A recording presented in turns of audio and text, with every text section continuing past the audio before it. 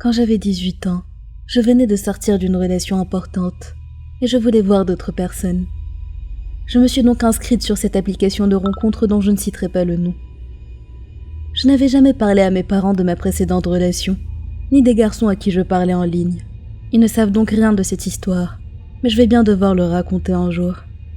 Bref, en très peu de temps, j'ai reçu plein de messages. La plupart étaient des pervers, on n'avait tout simplement pas réussi à attirer mon attention, jusqu'à ce qu'un garçon mignon m'envoie un message. J'ai oublié son nom, on va donc l'appeler Eric. Eric avait dans les 23 ans à l'époque.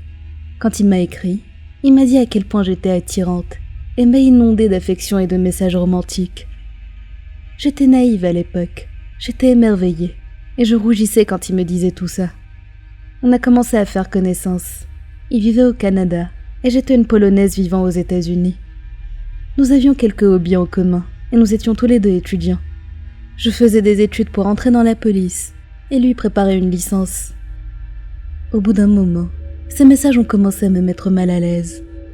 Il me disait qu'il préférait les filles blanches plutôt que les asiatiques et qu'il avait toujours voulu avoir une relation avec une blanche.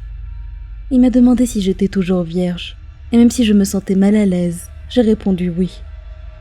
Il a commencé à sexualiser la conversation et je n'aimais pas ça, mais j'ai continué à lui répondre. Puis il m'a demandé si je pouvais venir le voir au Canada, même si je venais à peine de faire sa connaissance.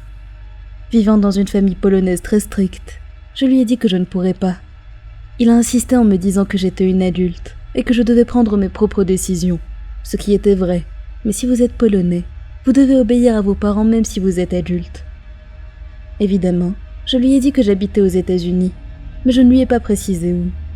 Et soudainement, il m'a demandé si j'habitais dans telle ville, dans tel département. J'étais choquée quand il m'a demandé ça, parce que je ne lui avais jamais dit où j'habitais exactement. Et sur mon profil, je ne l'avais pas mentionné non plus. Je n'ai aucune idée comment il a fait pour découvrir ça. Je lui ai menti en lui disant que je n'habitais pas là, mais il ne m'a pas cru, et j'ai fini par lui avouer. Il m'a ensuite demandé mon adresse, mais je refusais de lui donner. Il s'est énervé en me disant que tout le monde s'échangeait son adresse, ce qui n'était évidemment pas vrai. J'ai fini par le bloquer, mais l'histoire ne s'arrête pas là. Quelques semaines plus tard, j'ai entendu dire qu'il y avait eu une entrée par effraction dans mon quartier. 2 hommes se sont introduits dans une maison, mais ils n'ont rien volé. Au lieu de ça, ils donnaient l'impression de chercher quelqu'un. Mon cœur s'est emballé quand j'ai entendu ça. Eric me cherchait. Quelques maisons plus tard, ne me trouvant pas, ils ont abandonné. Je suis restée sur le qui-vive pendant plusieurs jours, mais ça ne s'est pas reproduit. Je n'ose pas imaginer ce qui serait arrivé si Eric avait trouvé la bonne maison dans mon quartier et m'avait kidnappée.